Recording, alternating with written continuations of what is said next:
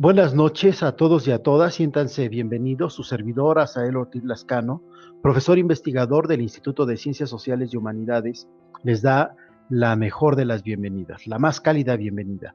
Muchas gracias por estar acompañándonos en esta presentación editorial dentro del programa Editorialmente, que es un programa avalado por la Dirección de Ediciones y Publicaciones de nuestra querida Universidad Autónoma del Estado de Hidalgo. El día de hoy estaremos presentando un libro que es producto de un congreso. Se seleccionaron los artículos más importantes para ser publicados y se intitula La investigación social en México 2013, ¿no? Esta publicación viene en 2 tomos, como ustedes lo observan.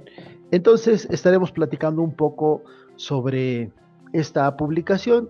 Yo creo que será una presentación relativamente breve, porque como todos sabemos, bueno, pues muchos de los autores no están y tal vez sería injusto platicar solamente de algún tema en específico.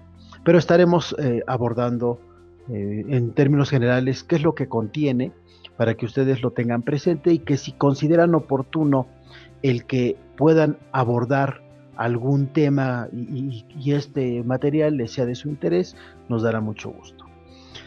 Como les comentaba, el antecedente que tenemos de esta publicación, que se titula La investigación social en México 2013, el antecedente es el Congreso Internacional de Investigación Social que año con año lleva a cabo el Instituto de Ciencias Sociales y Humanidades.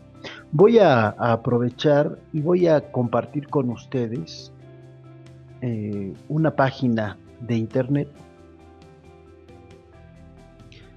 Espero que se esté proyectando. Ahí tienen ustedes el congreso de este año, el 10º Congreso Internacional de Investigación Social de este año 2021. Déjenme comentarles, bueno, aquí este es una invitación al Congreso, hay una serie de mesas a las cuales se pueden ustedes inscribir. En este momento estamos apenas iniciando, hay 21 mesas, hemos tenido 40 mesas, 45 mesas, 35 mesas. El lugar del 10º Congreso Internacional de Investigación Social será igual este año a distancia. Estaremos publicando los links y las personas interesadas podrán ingresar a la mesa que les sea de su mayor agrado, de su mayor interés, ¿no? No tiene ningún costo, también es un comercial para todos los académicos que están viendo esta presentación. Este congreso, fíjense que prácticamente inicia en el ICSU de nuestra universidad en el año 2004, es cuando celebramos el primer Congreso Nacional de Investigación Social. Mis compañeros, donde yo estoy adscrito, el área académica de Sociología y Demografía, el Centro de Estudios de Población, que tiene toda una tradición. Ustedes saben, en alguna de las otras presentaciones editoriales por ahí hubo opción de platicarlo. Entonces, con una tradición desde 1982, el primer centro de investigación. Entonces, ellos han hecho un trabajo excepcional y han logrado posicionar el Congreso de Investigación Social en muy buen nivel. Los primeros 7 congresos en el contexto que se realizaron fueron de tipo nacional y cada vez durante esos 7 años teníamos una mayor cantidad de personas del extranjero que estaban participando. El doctor Tomás Serrano Avilés, que ha sido el jefe del área académica durante un buen tiempo, dada esa calidad de trabajo que tiene y de cohesión con nuestros compañeros, entonces permitió afortunadamente que este congreso migrara del escenario nacional al escenario internacional. Y entonces, por eso es que, como ustedes vieron en la página, hoy se llama Congreso Internacional de Investigación Social. Tenemos ya 10 años haciéndolo como investigación social. Ha habido obviamente una serie de pormenores, ¿no? De evidencias, unas muy interesantes, muy placenteras, otras no tanto, pero de las cosas yo creo que muy gratificantes es por ahí 2 o 3 series de textos así, ¿no? donde se pudieron seleccionar las mejores ponencias. Claro que esto ha sido o que llevó mucho tiempo, porque ustedes saben que hoy con la cuestión editorial tiene que haber todo un filtro de dictaminaciones, de segundas dictaminaciones, de revisar la originalidad de los documentos y entonces después poderse publicar. En ese sentido, yo les diría que estos dos textos no han sido fáciles, ha sido bastante complicado, bastante arduo esa actividad, pero muy gratificante cuando uno ya lo ve impreso en papel y que está a disposición de todos ustedes. Este texto, que está en 2 tomos, La investigación social en México, como les decía, es prácticamente un recuento de las mejores ponencias seleccionadas y que fueron publicadas. Voy a proyectar para ustedes estos textos. Ya no he proyectado la portada, ustedes ya la vieron de manera muy rápida. Este es un congreso que en esa edición se hizo entre la Universidad Autónoma del Estado de Hidalgo, la Universidad eh, del Estado de México, el área de Sociología y Demografía y el Centro de Estudios de Opinión de la Universidad Autónoma del Estado de Hidalgo también nos dio su aval, y entonces se pudo hacer entre estos 4 espacios académicos. ¿Cuál es la finalidad de ese congreso? Tener un espacio de reflexión, de análisis, ¿no? Que nos permita eh, revisar qué están haciendo en otras latitudes, qué están haciendo en otras universidades, qué están haciendo en otros espacios académicos de nuestra propia institución, ¿no? Eh, y también sentarnos a discutir. Sí, a lo mejor fue la mejor manera de abordarlo, sí faltó por ahí alguna base de datos, si hubiera funcionado mejor algún otro modelo estadístico, demográfico, pero como es una cuestión social, realmente puede o da para discutir muchos temas realmente muy interesantes. Bien, ahí tenemos el tomo 1 y 2. En este caso estamos hablando de alrededor de 120 ponencias que fueron seleccionadas de cerca de 500 ponencias, que se presentaron más de 500 ponencias. Estas, como les decía, fueron primeramente dictaminadas por cada uno de los coordinadores de mesa. Después hay un comité del Congreso que sometió a una segunda revisión, si lo consideraron oportuno. Después se presentó a la Dirección de Ediciones y Publicaciones. Ellos seleccionaron algunas de las ponencias, bueno, que realmente se van a transformar en capítulos del libro, y los mandaron a dictaminación. Y entonces eso garantiza el sello editorial de nuestra institución de que son trabajos perfectamente validados eh, como originales, trabajos de buena calidad para tener el sello de nuestra institución. Entonces, tenemos ahí estos 2 tomos. Solamente vamos a platicar algunas cuestiones muy generales para que ustedes puedan darse cuenta de qué tipo de información ustedes pueden tener a la mano. Tenemos el caso de Lilia Zavala, que es una investigadora, la maestra Lilia Zavala, del área académica de trabajo social, con una ponencia Las transformaciones en las familias como un espacio para el desarrollo de políticas sociales. Alfonso Mejía Modesto, un investigador, un doctor muy connotado de la Universidad del Estado de México, con su capítulo de libro, la ponencia que se transforma en capítulo de libro, La fecundidad en la zona metropolitana de la Ciudad de México, de 1990 a 2010, discutiendo entre la fecundidad adolescente no planeada y la postergación planificada. Otro capítulo del libro muy interesante, los doctores Pablo Jasso, Jaciel Montoya y Edel Cadena, los adultos mayores en las zonas metropolitanas de México, desigualdades socioeconómicas. Esto prácticamente ellos lo obtienen de una encuesta también que levantaron de envejecimiento en el Estado de México y que nos muestra resultados muy interesantes. Por ahí, bueno, está un servidor, violencia física en Mujeres Unidas, residentes en el municipio de Pachuca, a partir de este trabajo de las averiguaciones previas, hecho en ese momento con el entonces director, el doctor Edmundo Hernández Hernández, director del ICSU. Tenemos otro de los capítulos del libro, de contexto internacional, las particularidades de la dinámica demográfica de Sagua la Grande en Cuba, visto como una alerta para la toma de decisiones de Judith Hernández, Álvaro Llamas e Isabel Cárdenas de May. El derecho humano a la alimentación, el estudio de la situación educativa indígena en el estado de Oaxaca, y tenemos otros capítulos que estaremos revisando de manera así muy general.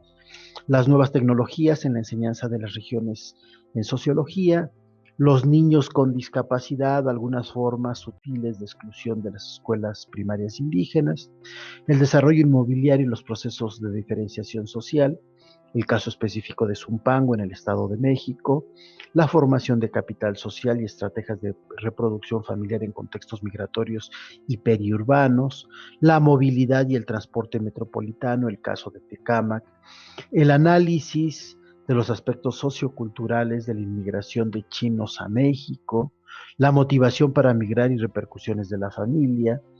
Y entonces, si ustedes observan, hay una gran cantidad, 120 artículos, capítulos del libro, que nos muestran distintos escenarios, algunos en el contexto internacional, otros en el contexto nacional, otros en el contexto de la propia entidad del Estado de Hidalgo, pero que nos van mostrando esos escenarios desde distintas aristas de diversos fenómenos sociales, que es el interés que perseguía en ese momento ese Congreso, y que logra perfectamente traducirlo en estos dos tomos que estamos presentando.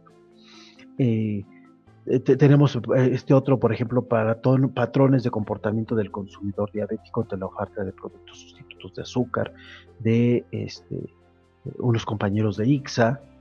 Y si ustedes pudieran a lo mejor revisar con calma, nos daríamos cuenta que hay una variedad de temas realmente interesantes, y que nos permite entonces discutir los distintos fenómenos que están siendo abordados en distintos contextos, tanto del país como en el contexto internacional, ¿no?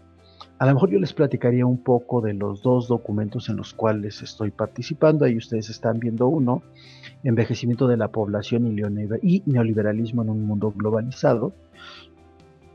En ese momento se hizo un texto y entonces de ahí prácticamente salió una ponencia.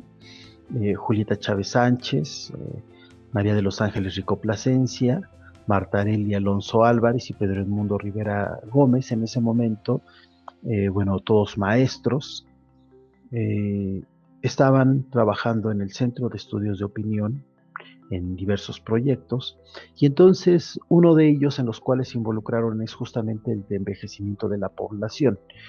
Se hace una segunda encuesta para el estado de Hidalgo sobre el envejecimiento demográfico, y entonces los resultados son muy interesantes porque muestran las carencias que tienen las personas envejecidas, a la par de las dificultades que se espera estén afrontando en relativamente poco tiempo. Entonces, creo que ahí todos habíamos estado participando en esa encuesta, y es un trabajo yo creo que muy gratificante porque nos permite ver, primero, el escenario que estaba viviendo el estado de Hidalgo con respecto al envejecimiento, pero además la discusión de qué es el escenario que estarán viviendo esas personas cuando el envejecimiento se haga más agudo. Indiscutiblemente nos lleva a pensar en los primeros trabajos que habíamos mencionado de nuestros compañeros del Estado de México, que también tienen que ver con cuestiones de envejecimiento, ¿no? Este que les estaba mostrando de los adultos mayores en las zonas metropolitanas de México, las desigualdades socioeconómicas, que vale la pena también mencionarlo. El doctor Pablo Vargas y el doctor Jaciel Montoya son asiduos integrantes del comité editorial de la revista Papeles de Población. Si ustedes lo revisan, van a tener muchos artículos con respecto al tema de envejecimiento demográfico, y realmente fue un gusto que ellos también pudieran estar participando con ese capítulo del libro dentro de esta publicación. Otro de los textos que les puedo platicar un poco de manera muy sucinta es el de Violencia Física en Mujeres Unidas residentes en el municipio de Pachuca Hidalgo, 2005-2010, y buscando como una fuente alterna de información, lo que hace el doctor Hernández y un servidor es revisar las carpetas de investigación, o llamadas así, en ese momento todavía seguían siendo averiguaciones previas, sobre la violencia que se ejercía en las oficinas de atención a víctimas, que se puede conocer como DAVI o también se puede conocer como CAVI, Centro de Atención a Víctimas, y que principalmente eran levantadas por violencia física. Había indiscutiblemente otro tipo de violencia, pero la más evidente, por lo menos cuantitativamente, si estamos hablando, va a ser la física. Entonces, la tarea a la que nos dimos tanto el doctor Hernández como un servidor es revisar los expedientes de violencia, obtener de ahí algunas variables demográficas para identificar cuáles eran esas características demográficas que estaban siendo las que permeaban principalmente en la población femenina unida que estaba recibiendo violencia. Los resultados son muy interesantes. El 93 o 94% de las mujeres viven en pareja y entonces las está golpeando su pareja, que indiscutiblemente en el 99% de los casos se estaba refiriendo a un hombre. Y hay variables muy interesantes que saltan a la vista, entre ellas, por ejemplo, el trabajo asalariado, ¿no? Las mujeres que parece que están más dispuestas a demandar son aquellas que por determinada situación están trabajando, pero que parece cumplirse lo que dicen algunas feministas: el trabajo asalariado da esos grados de libertad, y entonces al verse acosadas, al verse violentadas por sus parejas, están más dispuestas a acudir a levantar una averiguación previa. Otra de las variables que también jugó un papel importante es la escolaridad. Encontramos que las mujeres, conforme tienen más escolaridad, están más dispuestas también a exhibir a sus parejas en caso de violencia y acudir a un centro de atención a víctimas. Otra de las variables que también demográficas, que se ajusta muy bien a lo que dicen algunos planteamientos teóricos, es el reducido número de hijos. Las mujeres que también estaban más dispuestas a denunciar a sus parejas que eran violentas, eran aquellas justamente que tenían muy pocos hijos. Entonces, nos parece que los resultados son muy interesantes en ese sentido y muestran cómo estas variables que han sido trabajadas y abordadas por distintos investigadores también tienen un eco importante en el caso del municipio de Pachuca con respecto a la población. Logramos hacer también un mapeo con respecto a las colonias que presentan más violencia, se identifican, y una característica de ellas es que van a ser colonias generalmente estimadas como de clase media, de clase baja principalmente, ¿no? Donde hay más violencia. Esto pone un poco en tela de duda si las cosas son así, porque hay otros estudios que indican que las mujeres que están casadas con personas de clases altas o de clases medias, aunque tal vez estén separados y aunque vivieran en una colonia que no correspondiera a su clase, estarían menos dispuestas a levantar una averiguación en contra de su agresor. Entonces, por ahí quedaría como un poco esa duda, pero indiscutiblemente creo que el trabajo es muy interesante, nos muestra otra fuente de información fiable con respecto a la violencia física en mujeres unidas, ¿no? Incluyendo casadas, unidas, incluyendo todo tipo de unión de estas mujeres que radican en la ciudad de Pachuca. Eso es lo que yo les podría platicar, pero realmente les diría los textos son muy, muy interesantes, ¿no? El doctor Fernando González Figueroa, de la Universidad La Salle, la educación superior en México, ¿no? Él es un especialista sobre cuestión de educativa en el nivel profesional, y entonces también nos platica un poco cuáles son los hallazgos que él ha encontrado. Yo les invitaría a que puedan ustedes revisar estos dos tomos, puedan checar si están haciendo alguna investigación.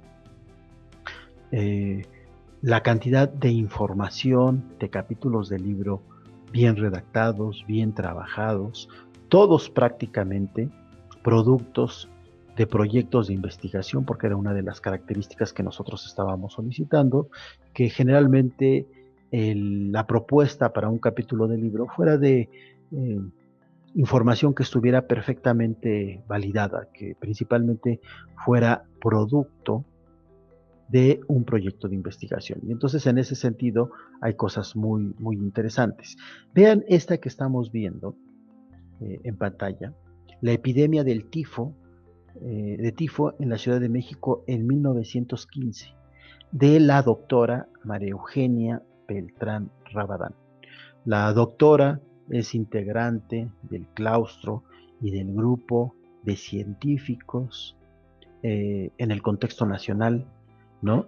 De este gran parangón donde se tienen todos los virus almacenados. Entonces ella es una de las doctoras que en ese momento tuvo a bien venir y compartirnos un poco de su conocimiento y valdría la pena, yo creo que mencionarles que, bueno, nos tocó en ese momento a nosotros coordinar parte del Congreso junto con mis compañeros, como les comentaba anteriormente, y una de las preguntas que yo le hacía a la doctora es aquella pandemia que vivimos del H1N1, si realmente el virus, como se planteaba en redes sociales, si también provenía de esa famosa gripe española, ¿no? Que todos sabemos que se refería a gripe española porque había iniciado justamente en España. Y ella, a partir de lo que había estado revisando, nos dice efectivamente sí, ¿no? La hemos revisado y efectivamente es una mutación. Entonces, les comentaría, los textos son muy interesantes, por ahí hay algo más también de pueblos indígenas, si no mal recuerdo, y Canadá. Hay muchos, muchos estudios muy interesantes. Entonces yo les invitaría a que ustedes puedan revisarlo, puedan leerlo. Yo espero que sea de mucha utilidad y como les comentaba, yo creo que hay una serie de avatares para que cada una de estas ponencias se transformen en capítulos del libro. Hay toda una serie de procesos que deben de salvarse, pero que indiscutiblemente, cuando los tenemos ya impresos, cuando los tenemos como en este caso en dos tomos, es muy gratificante y que obviamente también están a disposición de ustedes para que se les saque un mayor provecho. Me ha dado mucho gusto, bueno, de mi parte sería todo, me ha dado mucho gusto que nos hayan acompañado en esta edición de presentación del libro virtual, ustedes saben por la cuestión pandémica, en este programa editorialmente de la Dirección de Ediciones y Publicaciones. Agradecemos que hayan estado con nosotros y les invitamos a que vayan a las bibliotecas de nuestra universidad, puedan consultar los libros y hacemos votos para que sean de suma utilidad para ustedes en sus trabajos. Muchas gracias, buenas noches.